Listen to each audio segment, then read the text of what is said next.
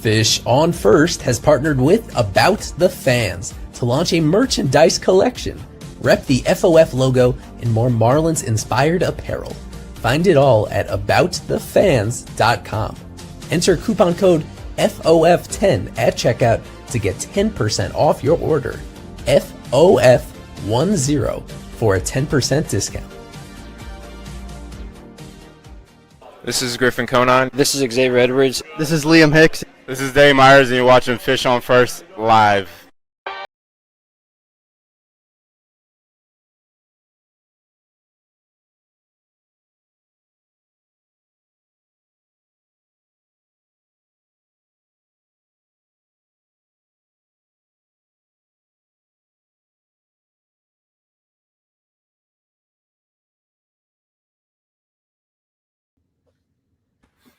Hello and welcome to this edition of FOF Live, presented by About the Fans. As always, you can check out About the Fans for their brand new FOF merchandise collection that includes hats, shirts, player-specific shirts, or if you just want to support FOF. And of course, you can check out FOF10 on checkout for 10% off your purchase. Let me introduce everyone here tonight. You have myself, Daniel, hosting. We have Eli. We have Nate. And special guest from Marlin Maniac, Mr. Riley Klingman. Riley, how's it feeling? How are you feeling about the Marlins going into this series against the defending champs? I'm feeling optimistic. I think the team's got obviously a lot of young talent on the roster, and the starting staff has been great, to say the least, as of late. But Edward Cabrera with a nice start against the Athletics, Sandy Alcantara going tonight, so I'm kind of hoping that he can bounce back a little bit. Because right now, honestly, my thoughts at the trade deadline for Sandy, I think he stays. I don't think he's done enough for teams to really be interested in him. He hasn't changed up his repertoire enough in terms of pitches and things like that. I think it's all a little bit too predictable at times when he's on the hill, but I'm just hoping for a bounce back start. I think that's first and foremost something I'm looking for against the Dodgers, who arguably probably have the best lineup in all of baseball. And I mean, you are when you're going to when you're a big market team, when you spend a lot of money. So I'm just hoping to look for the Marlins to kind of trend a little bit more upward during this series. So yeah, a lot of things to talk about as we're after the break. We'll go ahead in that Dodgers series. A lot of major players there. So yeah, the Marlins fare against the Dodgers now on the East Coast rather than the West Coast, especially Sandy going back to face the Dodgers again. But let's talk another West Coast team that the Marlins did face recently, and that is the Athletics, formerly Oakland, now Sacramento, Vegas, whatever the case may be with the A's. But they did take 2 out of 3 against the Marlins, including one of the craziest games you'll see all season, back and forth with Mr. Kyle Stowers there. Eli, before we get into maybe specific players and pitchers and JJ Bleday homecoming, give us the overall view from this series, your overall takeaways, I should say, against the Athletics. Yeah, the starting pitching is still the overriding concern that you have, because they're putting so much on Max's shoulders for much of this season to this point, and finally the last couple of starts coming back down to earth a little bit. So it's still the starting pitching that is something that you took for granted as something that would be decent this year, if not above average. It still has the potential to be that as the year goes on, but they've dug themselves such a hole where I think it's any way you slice it, it's been the worst rotation in baseball once you adjust for the run scoring environment. They've just been, everything has gone wrong in terms of not missing enough bats, not throwing enough strikes, not limiting enough homers, and most importantly, is just not going deep enough in the games. So that whole concoction of things has frequently put the Marlins behind. And there have been some games like we saw in this series where they have enough to come back in spectacular fashion. They've been able to erase some of those deficits. But majority of the time, it's just put them in holes that they can't dig out of. It has overstressed the bullpen. And it has put them in a position where their opponents can use their highest leverage relievers to hold on to a lead. So it all comes back to that starting pitching, that even this was prettier than the past Dodgers series, a step in the right direction, especially in that finale. But that continues to be something that I think so many guys are underperforming in the rotation that it's reached a point where instead of trying to microanalyze every single guy, it feels like the coaching staff and the front office need to take some brunt of the responsibility here. When you have so many guys that are trying slightly different things and they're not working out, then I think you just need to go back to where the change has been made. And the biggest change has been made behind the scenes to how they're preparing in between starts, to the pitches, at the pitch selection that they're using. And it's been like a realistic worst case scenario to this point in terms of how they've actually performed in their starts this season. Yeah, interesting aspects there between you have the Athletics and the Marlins and how well maybe one team played on other days and the other one didn't. But Nate, talk to us maybe what you saw from these pitching performances as well. It seemed like very hit or miss with some of the Marlins starters and even some of the relievers that we saw over the course of that weekend. Edward Cabrera impressed me a lot, honestly. I've been hard on him since spring when I saw him in March, and he, I think, delivered the best start of his career, thankfully, but the best start of the season so far for him. Was so close to having a quality start. I think the guys in the booth, Kyle and Rod, jinxed him a little bit. They were talking about how close he was getting out of there, walks a guy, lets up a hit, and he fell a little bit short, but still big step forward. He showed a lot better command. His curveball was on, I think, yesterday. Froze a lot of guys and just used it as a get me over, honestly. So I was really impressed with him. I didn't get to watch much of the first and second game until the end, so you might have to go to Art Rally for those two. But Edward Cabrera, big step, and hopefully, next start I believe is going to be against the White Sox. So if you can get another positive step forward, then we'll take it. Not all the way in on him, of course, but just like Eli said, we'll take what we can get with these starters nowadays. Yeah, especially with those games there. I was in attendance for that Kyle Stowers game, but I want to hear from Riley on his thoughts overall against this series against the Athletics. And maybe, the Athletics and the Marlins maybe have more similar than they have differences. They're both young teams. They're bringing out there those young players, maybe even having some of those veterans mixed in to their separate rosters. You have a guy, starting pitcher, Luis Severino with the Athletics, Sandy, just two veterans there in that starting position role. Just what have you seen with these two teams this series? And do you believe maybe they are more similar than they are different? Yeah, I think they're very similar. They both have a lot of young players. The Athletics were terrible last year, just like Miami was. The Athletics are currently over 500. Nick Kurtz looked really good in AAA to start this season. He's looked okay so far this season. He hasn't looked great, hasn't looked terrible. But something I wanted to kind of hit on was Augustin Ramirez has really cooled off since his hot start. I believe I saw today or yesterday he's 1 for 26 since his hot start. Miami's got 3 catchers on the roster now with Nick Fortes, Liam Hicks, and Ramirez. So it'll be interesting to see how they shuffle them around. I saw Mr.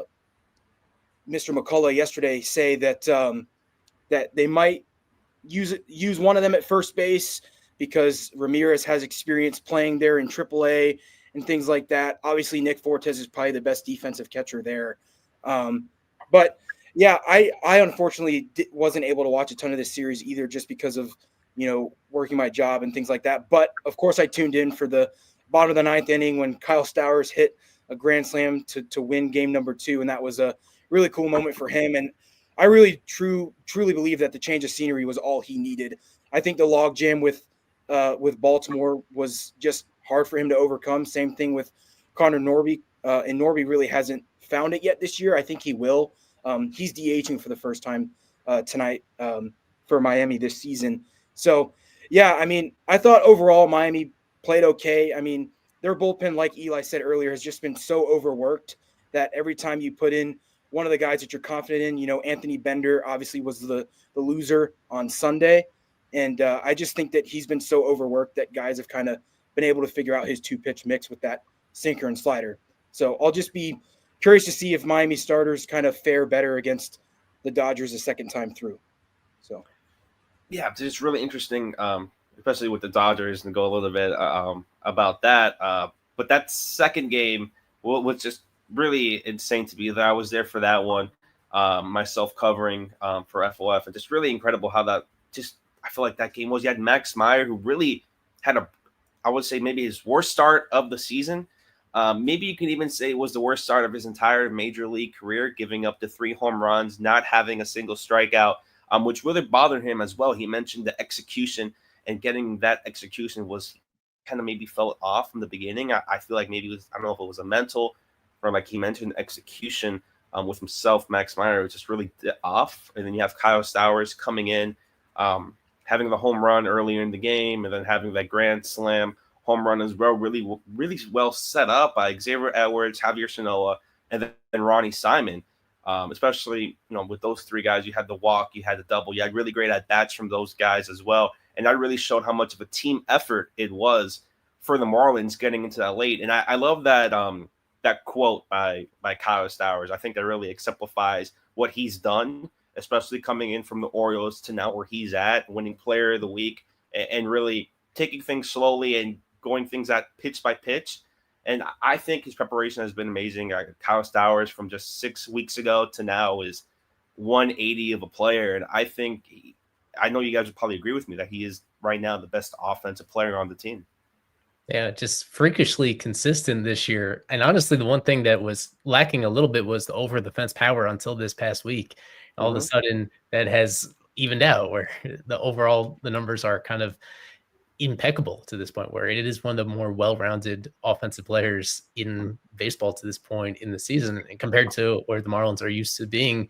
And last year, they didn't have a single guy like that, the way that he's performed to this point. So it's been beyond anything that I could have imagined here. You zoom out even more and you include last year, despite how much he struggled last year, the overall numbers that he's had as a Marlin and that Connor Norby have had as a Marlin almost identical to one another, which is just an amazing thing. I think that exemplifies baseball in the way that we analyze it, where within a single season, things can be misleading. Like it looked last year that Connor Norby was the most logical franchise building block that they had on the position player side. And now in this moment, Norby has been kind of hit or miss so far this year, pretty mediocre overall. And then Stowers has been amazing to the point where it has not only canceled out the struggles last year, but you add it all together and it's been pretty close to a league average hitter. So I still haven't fully decided what I think of him. I talked about it last time that I'm still worried about his swing and miss and how that's just going to make it difficult for him to hit for average moving forward. But he's making good swing decisions, and he is being, as that walk-off showed, when you're aggressive early in counts, then you're able to do damage before the strikeout even comes into play. So he was able to do that in this case. It just continues getting better and better right here. He's the one guy that's a true everyday outfielder on this team. And I did not see that coming. But the way that he's been able to, from the beginning, the story was, wow, he can hit against lefties now. So maybe you play him more often. And now the story's been that certainly has the inside track in terms of being the Marlins all-star representative this year. So still a long way to go. And the recent history from just last year shows like how it's difficult to fully trust him at this point, just given what we saw throughout much of 2024. But man, he individually has made a big difference in terms of the whole perception of the season. This team is on pace to lose like 95 games, but feels a whole lot different than last year when you have somebody like him who's still so early in his club control years and he's performing like this. And two things that really stood out to me about Kyle so far this year, that high pitch that he hit the home run, that tore him up all last season. He could not reach it. Really just had bad at bats when those pitches were just throwing high pitches every at bat, and he could not catch up to it. And also his ability to go opposite field. Usually when a hitter's locked in, they really go opposite field. All 4 homers this week were to center or left center, 2 in LA and then the 2 on Saturday. He's just pumping the ball to the opposite field, putting really good swings on every pitch that's being thrown, honestly, taking his walks, taking his balls, and just really driving out counts. So it's been such a 180, even from the spring. If you guys remember, he was just so bad in spring. And then Clayton decided to start him second against Paul Skeens. I might have said some words back on the opening day stream. We have to revisit that, but I was a little bit of a doubter, but he's proven me wrong. Even last year when he struggled a lot, such a good guy in the clubhouse. So I'm so happy for him. And like Daniel said, that quote really just shows that how much he has prepared for this season. It's really paying off for him. Yeah, and with this series again with the Athletics, I think with that point just a little bit more good with the Marlins, making it more challenging compared to that series against the Dodgers, where you really see the differences between those teams. And now you look at this one, the Athletics going in the right direction, second in the AL West, and you have the Marlins maybe hopefully getting to that position maybe in the future. But any final thoughts from Riley, Nate, Eli about this series against the Athletics? Could be anything maybe we haven't mentioned yet. We should just mention the Otto Lopez injury, where he, on what was it, Friday, that in the very first inning, he's like comes off hobbling, and then it turns out that, this is something pretty serious, where it's a grade 2 ankle sprain. He's going to be out more than the minimum, more like 2 to 3 weeks. So that, like it or not, it's not like he's been all that good this year, to be honest. Like Otto's faded since that very hot start that he had, but he was playing close to every single day at second base. So that has just a ripple effect across the whole roster. It slides. We could talk about Javier Sanoja maybe a little bit on the stream, because it seems he's going to slide in for the most part into that second base job. Then you have Ronnie Simon being more of the utility guy that he was expected to be in the first place. Big opportunity for Sanoja to step up. He's had overall, it's been a pretty good season from him. It's just his playing time has been so inconsistent, and now he has a wide open opportunity for a few weeks to see if his interesting profile actually translates. But yeah, in the meantime, up the middle with X and Sanoja, it's a fun combination. It's a combination that has zero power at all. Like, I don't think there's another middle infield in baseball that has so little over the fence potential. So it's about how much value they can bring in other facets of the game to keep this team treading water. Yeah. Something. Oh, sorry. No, go ahead, Rodney. Go ahead. No, something else I thought was interesting, or I don't know if Clayton McCullough listened to fans or not, but Dane Myers got 3 consecutive starts in center field, and I think that was huge. I've been saying that all year long. Dane Myers obviously hits left-handed pitching pretty well, and he's been swinging the bat very well as of late, really since that Dodgers series on the road, and he's making his 4th consecutive start in center field tonight. So I guess a question for you guys, like, do you think that we see this trend continue as long as Dane keeps, I would say, knocking the cover off the baseball, but yeah. What's interesting to me about it is, one, I think in that one game in LA just last Wednesday, I feel like they accepted their fate with Jesus Sanchez as a center field option. And so that's a big part of it. You need somebody to play center field. Derek Hill is on the horizon of returning, but at this point, with Dane's potential offensively puts him ahead of Hill on the depth chart for sure. So all of a sudden there's a clear opening in center field, whereas just a week ago or so, they were playing a lot of Jesus Sanchez there. So that's one that gives him this opportunity. And the fact that I think his latest home run was off a right-handed pitcher. So far in his career, he has pretty big platoon splits, and they seem to have bought into that in thinking that they do not want to trust him against righties at all.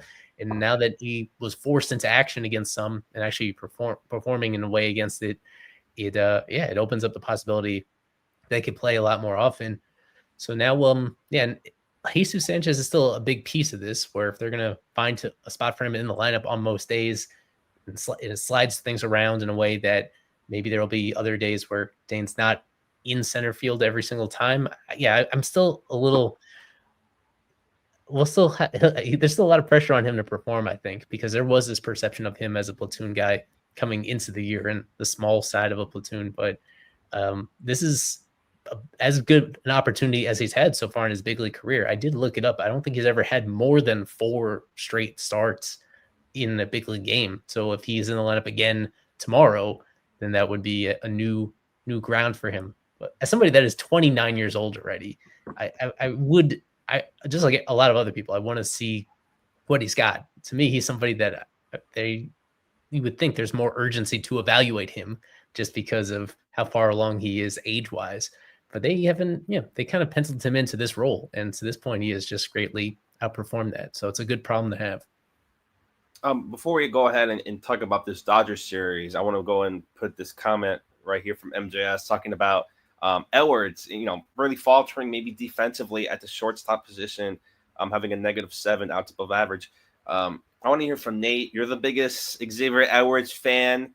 Offensively, he's looked fairly decent at times. That last game on Saturday with the Athletics looked pretty decent, had a nice walk here and there. But what did you see from Edwards, maybe defensively and maybe just overall in this season, this shortstop experiment with him?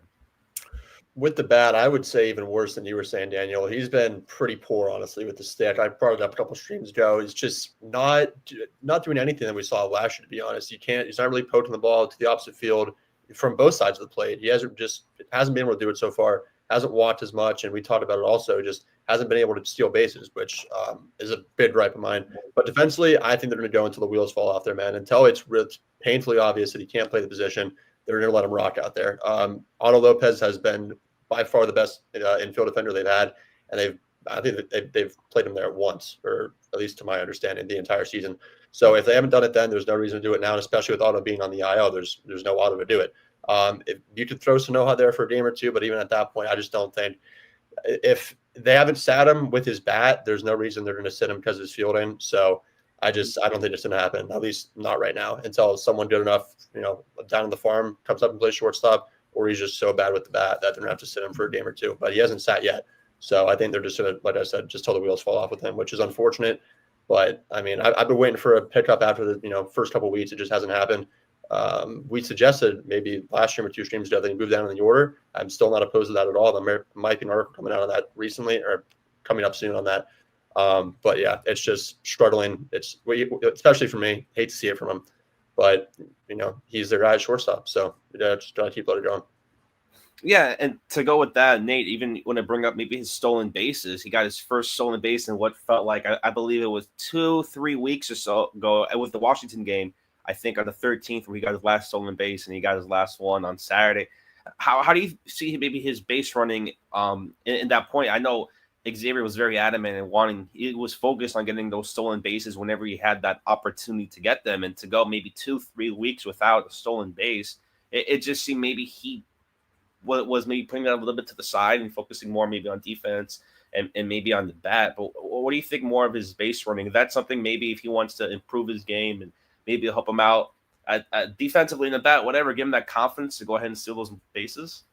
Yeah, I mean, to steal a base, he got it on, which is what he struggled with. So he doesn't really have much opportunity to do it. But even when he did earlier in the season, they weren't sending it, which is, like I said, a huge gripe I've had, especially with the way Clayton talked about in spring training being aggressive and how like I said, every chance he got, it felt like he was talking about wanting to steal 60, 70 bases. And he just hasn't really got the opportunity. And when he has been on base, he hasn't even gone for it. But like this comment said, 2 bases in 2 games for him. Hopefully he gets more into a rhythm. Because when Xavier Edwards is stealing bases and Kyle Stowers is hitting behind him, the Marlins have the best chance to score runs, I think, and especially when Audrey's team's hot. So he really is like the leader of the offense, I think. If he just gets on base and steals second, maybe even steal your third, it's an easy run for a team that, with starting pitching, they need their offense to keep them in games right now. So if he is, like I said, just needs to get on base more, I think the stolen bases will come, but disappointed with how many he's swiped so far. Yeah, before we get into our press box report, I want to go ahead and talk to Eli. Getting someone back from the IL. I know he played yesterday, but this is the first time we're able to have that open forum and talk about him. That's Nick Fortes. He started yesterday against the Athletics, had a hit. But what do you see overall? What do you want to see from Nick Fortes now, where he's getting back into rhythm from the IL, and especially this whole plethora of catchers the Marlins currently have? Right. He, as Riley pointed out, I think he is still the best defensive catcher that they have, and that's important. That will continue to get him in the lineup pretty often. I think that also makes him an intriguing trade candidate as the year goes on. So I'm still a little unclear in terms of how they're going to divide up the playing time with him. I think, but to me, considering that Liam Hicks is more of a long-term project, that they're going to prioritize Fortes, and he's going to get a significant amount of playing time behind the plate to this point, especially if he resumes kind of what he was doing before the injury and being an actually viable offensive player, hitting the ball a lot harder than he had either the previous 2 years. That's going to make it a fairly easy call to use him on a pretty regular basis, I guess. And I want to see him, as he's doing tonight, to continue catching Sandy.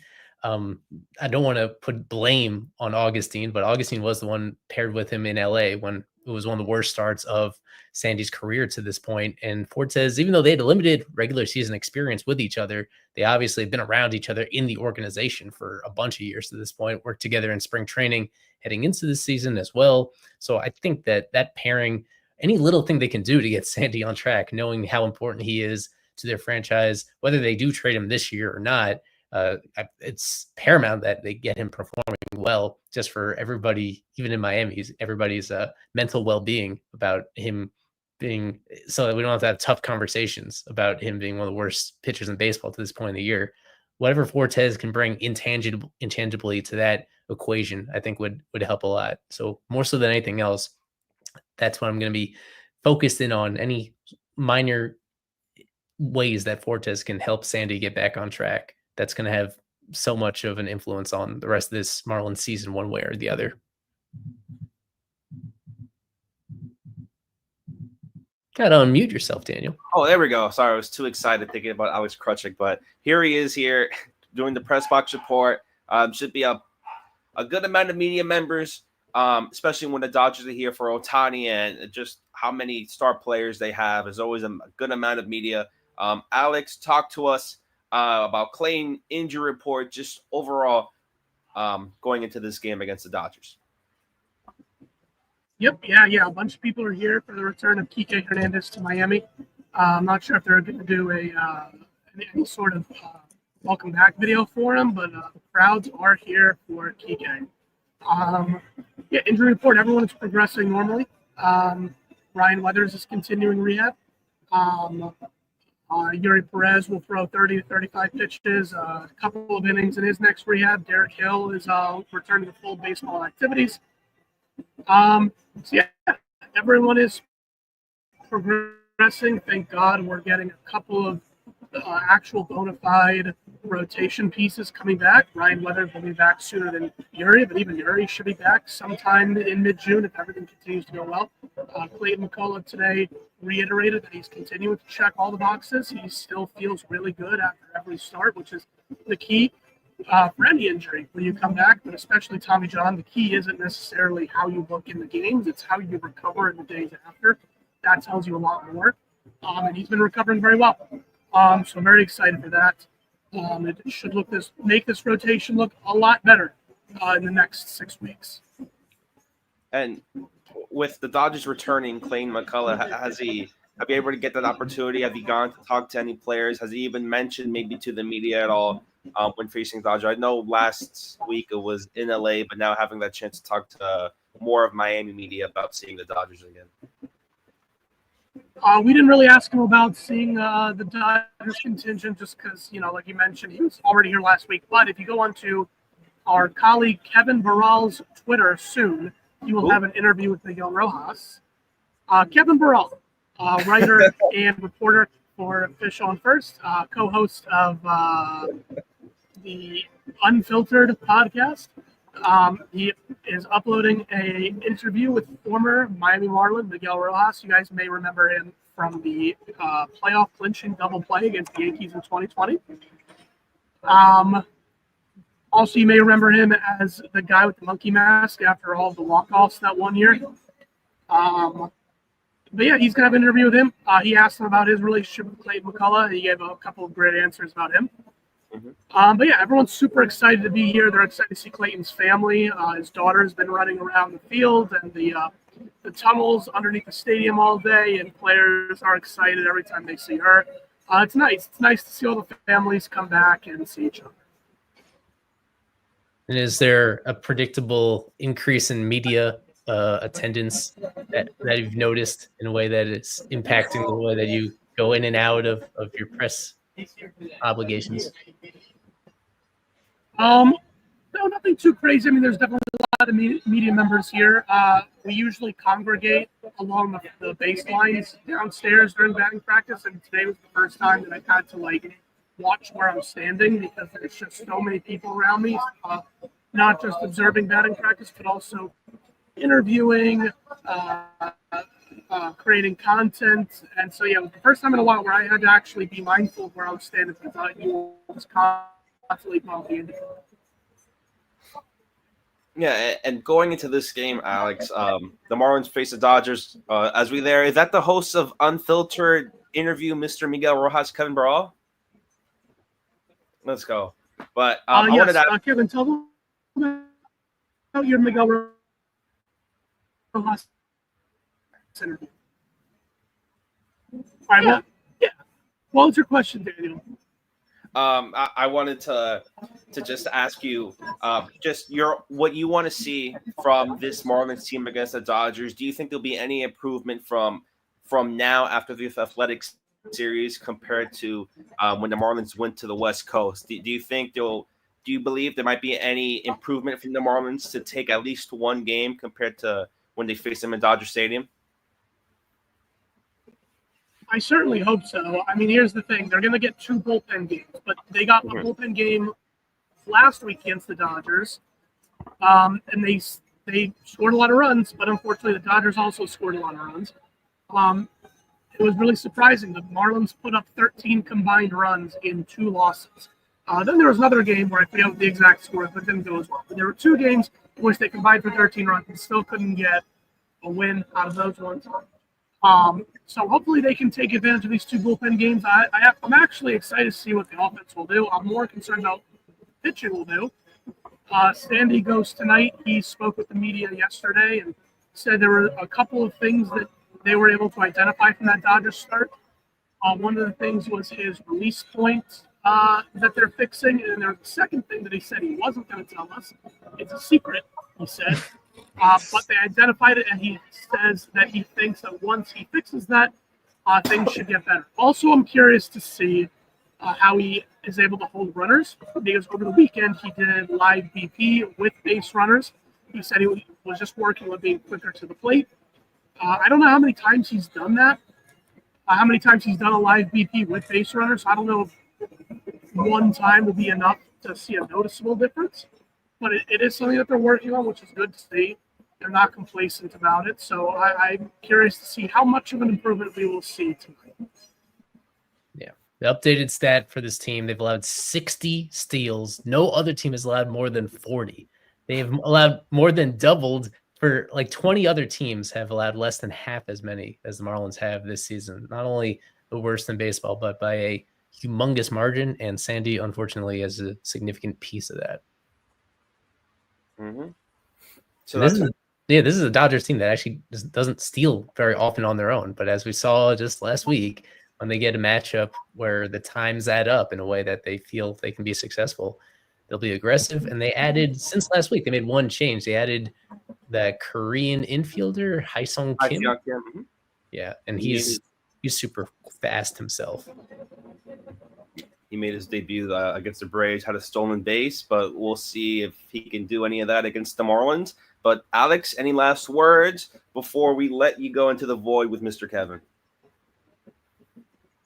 Let's see. I don't know. I'm so excited for the first start back where Sandy finally goes Sandy mode. And I don't know if it'll be tonight. He historically is not great against the Dodgers, although he's slightly better against them when he's in Miami. Dodger Stadium is just a nightmare, a house of nightmares for him. So hopefully he'll do a little bit better tonight. I think it would be huge for the morale of this team to start this series with a quality start from Sandy. 6 innings, 2 runs, something of that nature would do wonders for this week. All right, we'll see if Sandy can get that going. But if you want to get your coverage going, go ahead and follow Alex Krutchik on X for his coverage, for Kevin's coverage. Alex, it's always great seeing you, and we'll see you on the prediction time. All right, bye. I love you. Yeah, to address this question, it hasn't really come up in terms of whether pitch tipping could be part of the reason why some of these Marlins guys are underperforming so much. In his case, it hasn't been top of mind for me just because his control has been so awful, or that's something that he is in full control of. But because he's constantly falling behind in counts, because he's clearly not putting, especially his sinker, he's not putting it anywhere near where he wants to put it, and it's ending up middle, that's going to allow other hitters to take more confident swings against it. It is something that I think maybe I'll keep in mind moving forward, because the fact that it now overall, he's just been a lot more hittable this year than he has been in previous years. Maybe that is a part of the equation. I know in the past when he's had some bad outings, he has attributed that to tipping. It hasn't come up this year just because he looks so visibly uncomfortable on the mound. Whereas when it comes to tipping pitches, usually the sign of that is you see guys throwing nasty pitches and not getting the results they expect because the opposing hitters are anticipating where it's going to drop and what's going to happen to it. So at least to my eye, tipping hasn't really come to mind, but I do think that is smart by Casey to at least bring it up, and we'll see how this start goes. If it's just as bad as the other one, for whatever reason, then I think you got to start exploring all possible explanations for this. Yeah. So let's go ahead and look at these lineups between the Dodgers and the Marlins. It should always be interesting. Lots of big names on the Dodgers side, but of course we'll go ahead and look first at the Marlins before we look at LA. And with this Marlins lineup, it's a lot of what maybe we've been seeing before with some new names. Graham Pauley, Nick Fortes getting another start to go ahead and get ready getting off the IL. Nate, we've mentioned Xavier Edwards a lot, but what else are you seeing from this lineup? Any other names? Dane, Connor, what are you looking at and how Clayton strategized this lineup to go against the Dodgers? Not much really you can do to match up against this Dodgers lineup. But one guy I want to talk about is Jesus Sanchez. He just got off the IL 2-3 weeks ago now, and he is hitting below the Mendoza line. It's just tough to see. It's the same thing that's been happening his entire career. Hits the ball insanely hard. He's going to strike out to get him out. Not going to walk too much. And honestly, it gets to a point like, when do you give up the Jesus Sanchez experiment? I like the guy more than anyone. He's been on the team since 2020, though, and he's given you the same production since he's been on the roster, pretty much. He was really unlucky the first half of last year, and then he picked it up a little bit. But with guys that, like Kyle Stowers, a big logjam in the outfield, especially if Griffin was still healthy, there'd be a big logjam in the outfield right now, which makes you wonder what you would do with him. So I really want to see more of Jesus, man. Can't give up on him just yet, but definitely someone I'm keeping my eye on. And also Connor Norby, I think Riley talked about him earlier, really not doing too well this season. Last season when he succeeded, and especially earlier this year when he was succeeding, he was working the opposite field a lot. That right center gap, he put a lot of balls out there last year when he was with the Marlins, and he just hasn't done much of that this year. So towards the bottom, a lot of guys that are slumping. Graham Pauley has been pretty ice cold since I think like the first week of the season. And but Javi at the bottom as your second leadoff, you'll take that, especially with the way Xavier's been playing. So up and down, all right. I think towards the middle it lacks a little bit. But if, like I said earlier, if Action Death things started, maybe still you bad, then who knows what could happen with this order. Yeah, Riley, again with this lineup here. I know you mentioned with Connor and Norby. What do you think about first base with Wagaman? You see Mervis, probably primarily for a matchup. Just Mervis has not been it maybe since when he had that really hot start. It seemed like he was hitting a home run every other day to now he's maybe settling back down to earth to maybe to the point where he was with the Cubs. What do you see from Wagaman? And maybe also Dane Myers, because Dane has been a guy either hot, sometimes he's not. Maybe injuries come a bunch with him, but this is a guy that has proven himself to be a major league player. Yeah, I'll first touch on Eric Wagaman. I think a lot of people didn't like that he was getting starts at the beginning of the season because he just wasn't performing very well at all. He's still kind of been mediocre in my mind. Like, he's hit the ball hard in some at-bats. He hasn't hit it very hard in others. He's hit a couple home runs, a couple extra base hits. But I think kind of the silver lining with him is every time he hits the ball to center field back up the middle, it's hit hard, whether it's a ground ball, a line drive, or a fly ball. I mean, a lot of times I'll see, Eric Wagaman grounded out again, but you have to look deeper than that a lot of times when you're looking at how guys are hitting the ball and how they're getting out. But most of the balls he's hit on the ground to the shortstop or the second baseman have been 100 miles an hour exit velo and higher. So if he can start elevating the ball, he could be one of the best hitters in this Marlins lineup. And I think as long as Matt Mervis is still slumping, his strikeout rate is up now. Eric Wagaman is actually making contact.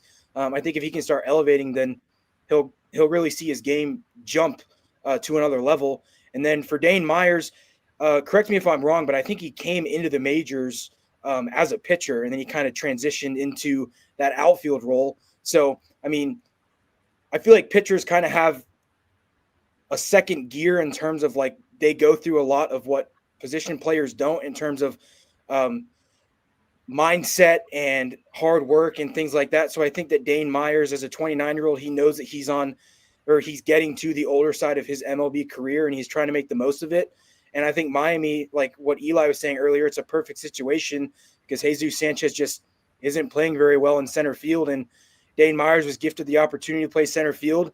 I think he started down in the 9 hole with his first start against the Athletics. Now he's moved up to the 6 hole because he's just been hitting the ball well. But something else I wanted to touch on too with Jesus Sanchez, if you don't mind, is the outfield before he was reinstated from the injured list was incredible. Derek Hill, Kyle Stowers, Dane Myers, and the last one is escaping my brain. It's another. I'm sorry? Not Conine, right? Or was it? Yes, it was Conine. Of course, Conine's hurt. But, I mean, the outfielders for Miami the first 2 weeks of the season were making SportsCenter top 10 plays. I mean, Derek Hill with the diving catch against the Mets.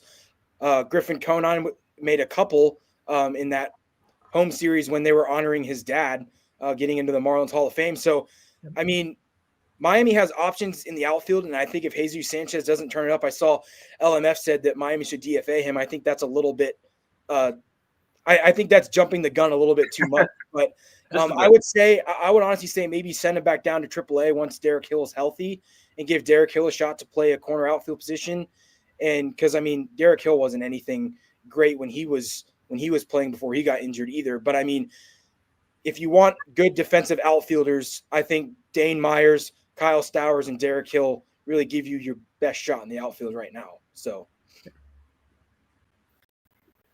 yeah, see, interesting there. Eli, any final words on this lineup? Really, the big point of it is just how many guys in this lineup aren't qualified. You look at 6 guys who aren't even qualified to be on any major lists at all. That really shows you the limited playing time from these players and how many of these guys are coming back from injury to now just simply trying to get into that everyday shape. Yeah, Dane getting close, thank goodness, because if they were able to show it, he leads the team in average exit velo. He leads the team in expected batting average. It's just not lighting up yet because of the lack of playing time that he's gotten to this point. Yeah, the one thing that I hadn't noticed until today was Eric Wagman, how much they're leaning on him, where this is his 17th straight start. He started every game going back almost 3 weeks now and hitting really high in the order. And we've gone back and forth on him where he got off to a terrible start and then he was red hot and now he's kind of cold again. His overall numbers are kind of meh. So to me, I believe in his offensive approach more than Mervis, and I do think that he should continue to get a lot of playing time. I have a hard time believing that he's the best option to bet in the top third of the lineup. The way that Dane has been playing lately, I'd have him higher up.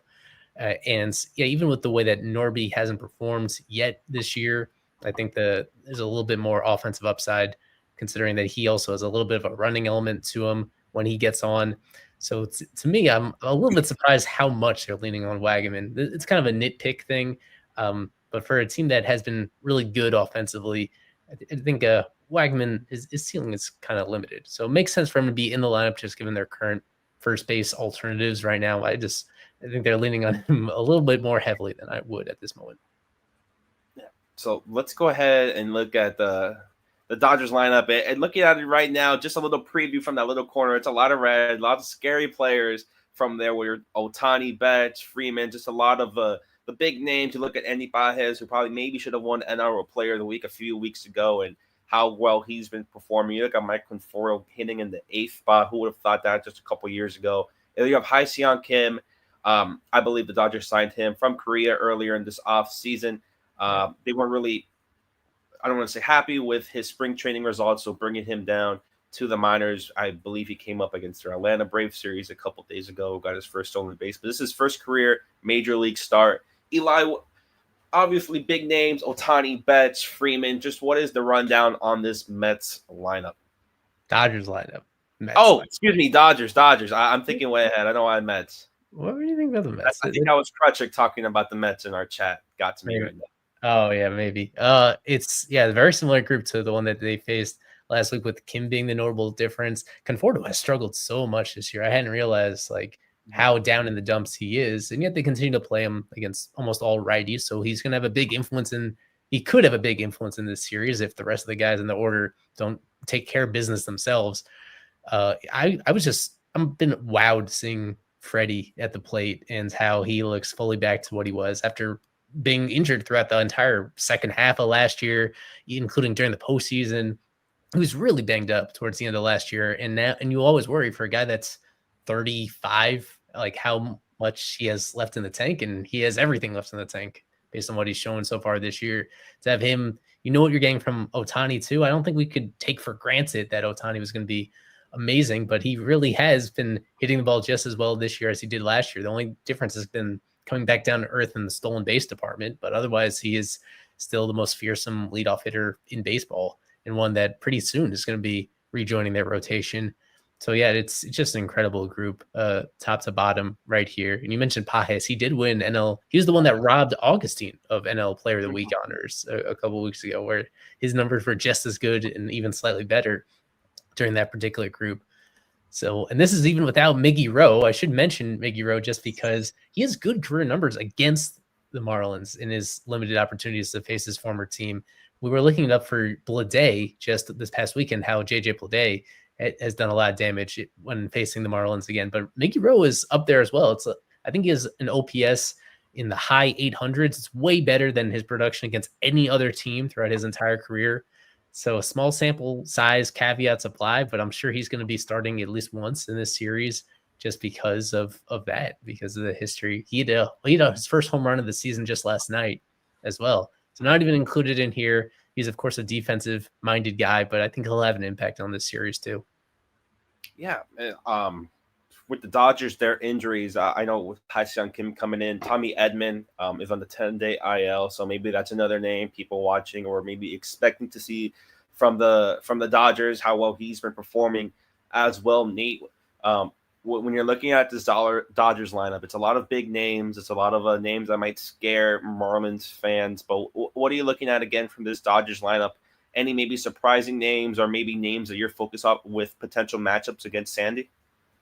Well, anytime Freddie Freeman steps into Lone Depot Park, I'm terrified of him. He's probably, at least in my lifetime, the biggest Marlins killer there is. And like Eli said, he is on an absolute heater, man. His last 9 games, running a 9-game hit streak, 15 hits in 9 games, 2 homers, good enough for almost 1,300 OPS. So he's ageless, man. Freddie Freeman's an incredible baseball player. He's been one for a very long time. And him right in the middle of that Dodgers lineup, it's as scary as ever, honestly. Even looking a little bit lower, a guy like Michael Conforto, who also killed the Marlins in his time with the Mets, not doing too well this year, but I would not be surprised if he has a big series. And Ha-Seong Kim, it just shows how much depth this team has. Started in Korea, and he's just, like you said, he's fast. He'll probably take advantage of this Marlins pitching staff, and the catchers probably, I could see him stealing maybe 2 or 3 bases this series if he gets on. But there's absolutely no easy out here. It's terrifying for any pitcher. And I think with Sandy, Cal, and Beozo, it's a recipe for disaster for the Marlins. If just facing any one of these 9, it's not fun. It cannot be fun for those guys. Yeah, it could be very sneaky. Ha-Seong Kim could be a sneaky MVP pick. You look at his numbers with Oklahoma City in AAA, 28 games, 115 at-bats, 13 stolen bases. So that tells you there that he is there to run. He is there. I did that in Korea, in Oklahoma City. So especially what Eli mentioned, 60 stolen bases given up by the Marlins. They have a guy in Kim who's already had 13 stolen bases in the minors in only 28 games. So that could be a lot of stolen bases we see from the Dodgers. Riley, I'm going to ask you the same question I asked to Eli, Nate. The Dodgers, from this lineup, and even some of their pitching and maybe even bullpen guys that we will see, we cannot forget the return of Tanner Scott as well.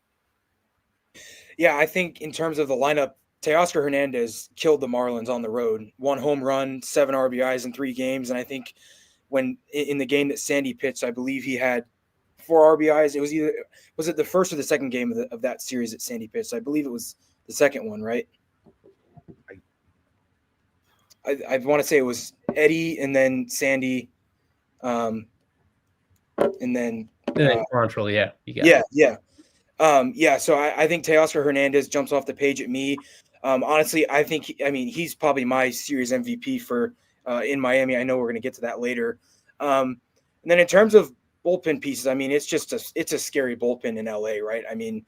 LA has the most money out of any Major League Baseball team. Obviously, you already said it, Daniel. You said Tanner Scott has been pretty good for them. Honestly, I still think his best season he's ever had was in Miami a couple years ago. Honestly, I truly do. And then, of course, Los Angeles has a couple other guys, too, in their bullpen that have just been shut down this season as well. So, it feels like if you can bounce a starter out of the game, it's still going to be tough for you to put up runs with their bullpen in the 6th, 7th, 8th, and 9th. So, but yeah, I would say in terms of their lineup, Teoscar Hernandez probably jumps off the page the most for me. So, Eli, I want to ask you this before we head into prediction time. 2 out of 3 games from the Dodgers are going to be bullpen games. This first one and that third one will be bullpen games for the Dodgers. And maybe for most teams, when you say bullpen games, it might be a win. It might be an easy way to score runs. But with the Dodgers, their bullpen is an important part for the identity of the team. It is a strong suit for the Dodgers. Guys like Tanner Kirby, another former Marlin, Alex Vesia. Shout out to Alex Carver, Anthony Banda.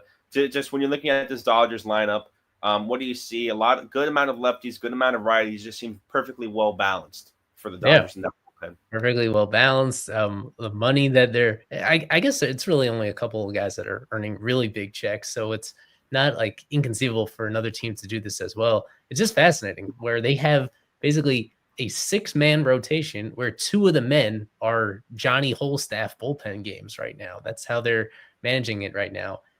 While so many guys are out due to injury, including Glass now and Snell and Kershaw and Ohtani not ready to pitch himself yet. So I've seen them. They've been mostly good results, but a couple blowups over the course of the season that they've had right here. All it takes is one guy to really not have it that day where all of a sudden it moves everything else out of line. I think what they do, they have to treat them kind of like playoff games where they script it very closely in terms of which batters and which lanes each particular pitcher is going to occupy right here. So again, it's about just getting one guy to be totally off his game, and that distorts everything else and pushes it out of order if you're able to do that. So in this case tonight, starting with Jack Dreyer, where he's never gone more than 2 1/3 innings in any outing this year. So they're not planning to push him more than once through the order, if necessary. But the key is that balance between lefties and righties. And that's something that we complained about the Marlins, how this whole year it's just been Anthony Veneziano as a lefty. And even though there are plenty of righties that can get out hitters from both sides, it's more so about forcing the hands of the other manager, where if you set up a platoon advantage, it puts them in a situation where they're more likely to sub somebody out of the game that they don't want to in order to counteract that. And in LA's case, they basically it's perfectly balanced in a way that they can always force the other manager to make that kind of uncomfortable move. And the fact that these guys simply are so talented, they're usually going to have results regardless of what the opposing manager does. It's one of those little things that I would think that a team like the Marlins would focus more on, finding one of those inefficiencies in order to just make the other team uncomfortable. And the Dodgers are just great at doing that, forcing you into making uncomfortable decisions, forcing you to start Graham Pauley in a baseball game. No offense to Graham Pauley, but they're starting him probably and batting him in a way where they think they're going to bring in a righty by the time that his batting spot is up in the order, things like that, where I think those are one of those little edges that just make it easier for them. Because the last thing I'll say is that even though there was that big blowout in the middle of the previous series these teams met, the Dodgers are not winning a ton of games by big margins. A lot of their games have been really close this year, and yet a lot of them go their way just in large part because of the way that this bullpen is so deep and talented. Yeah. So with that, Eli, I think it's a perfect time to go ahead into predictions. It's always fun against the Dodgers to see what we have there. Eli, we'll get that video, and then we'll see what we hear from Kevin and Alex on their prediction time. This is prediction time. I don't want to toot my own horn here, but I'm really good at this. Finally, a reason for some horn tooting, because Daniel has rapidly risen in the standings. Let me just get our leaderboard up here. So far this season, our staffers, our stream guests, and our valued super subscribers, they're the ones that we keep track of your predictions before every single series. How many games the Marlins are going to win, and who will be the series MVP is determined by win probability added. Could be a player on either team. So Daniel now is the top spot among our staffers, 6th overall. I continue to slump pretty close to getting an unlikely Marlins series win this past weekend, but did not go my way. And that just dug the hole even deeper to this point in the season. We appreciate everybody that participates in these, and it's still so early in the season that you can start now and have time to catch up to the top of the leaderboard if you choose to. So fishonfirst.com/subscriptions if you want to be a super sub and support us that way. And we reciprocate that by having us all blended together on the same leaderboard. As you alluded to, we got a big prediction time from the field, 5 guys deep on this series, including one making his debut on prediction time here in 2025. Alrighty, Dodgers, Marlins. It is a 3-game set. I'm going to go with the Dodgers taking 2 out of 3, and I'm going to go with Shohei Ohtani as the series MVP. Crutchick, you're up. I'm going to go Dodgers 2 out of 3 as well. I'm going to go Mookie Betts as the series MVP. I'm gonna go with Dodgers 2 out of 3 with Teoscar Hernandez as the MVP. Alrighty. The Marlins are going to take the series, win 2 out of 3, and I think that Kyle Stowers, National League Player of the Week, is going to win MVP. Special guest, Tyler Boromsky. Yeah, this is the problem with going last, though, but same thing. Dodgers 2 out of 3. I'll be boring as well. Shohei, he loves playing here. World Baseball Classic 50-50 club, making that happen last year here. I'm saying Shohei as MVP. Alrighty, back to you, Eli. And also, I spoke with FanDuel Sports Network's Rod Allen before the series to get his analysis, and he was very concise with how he thinks the Marlins and Dodgers are going to match up. It's going to be a tough series, though. Tough series. There's what Rod had to say. I don't remember the context for that at all. It was something from last season. Probably another one that the Dodgers face the Marlins in, but we'll get that music going and we'll go ahead for prediction time. Let's do it. All right, we'll change things up here. No Kevin, no Alex, no Isaac. Usually the ones that lead it off. I'll lead it off here as the host, get everything rolling. The Marlins usually struggle with the Dodgers, and I think that trend will continue. Even if the Dodgers do have 2 bullpen games, the Marlins will take one of those, but overall it will be 2 games out of 3 for the Dodgers. My MVP, I'm going to go very unorthodox. I'm going to go Hye-Seon Kim, making his debut with some extra great numbers in AAA. He's going to steal 6 bases this series. Eli. Pretty creative. Yeah, I'm going to make it pretty boring. Dodgers winning 2 out of 3 in this series. With all those being much closer games, I think the margin of defeat is going to be much slimmer compared to last week in LA. I'll go with Freddie Freeman as series MVP. The fact that he's going to be in the lineup every day, batting behind Shohei. Mookie also looking more like himself after a slow start to the season. There's so many RBI opportunities for Freddie over the course of these 3 days. And he is one of the all-time great Marlins killers. He's rising up that leaderboard in terms of production against Miami throughout his career. And I think he's going to keep on adding to those totals. All right, Mr. Nate. I concur with Mr. Rod Allen. It's going to be a tough one for the Marlins. I think for the first time in 2025, the Marlins would be 10 games under 500. The Dodgers will sweep even if they have 2 bullpen games. Big reason behind that, like Eli just said, Freddie Freeman, more homers against the Marlins than any other team in his career. He might add 2 or 3, guys. I'm not going to lie. Dodgers sweep. All right, last but not least, Mr. Riley Klingman. There you go. Yeah, I'm going to go Dodgers sweep as well, and I'm going to go Teoscar Hernandez as my MVP. He was the Marlins killer when they went on the road. In LA, again, he hit 1 home run, 7 RBIs through 3 games.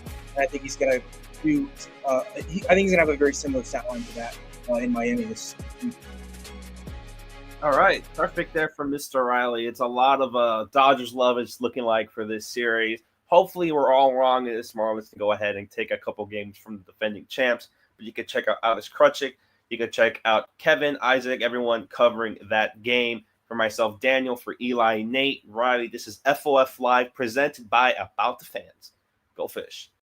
Fish on First has partnered with About the Fans to launch a merchandise collection. Rep the FOF logo in more Marlins-inspired apparel. Find it all at aboutthefans.com. Enter coupon code FOF10 at checkout to get 10% off your order. FOF10 for a 10% discount.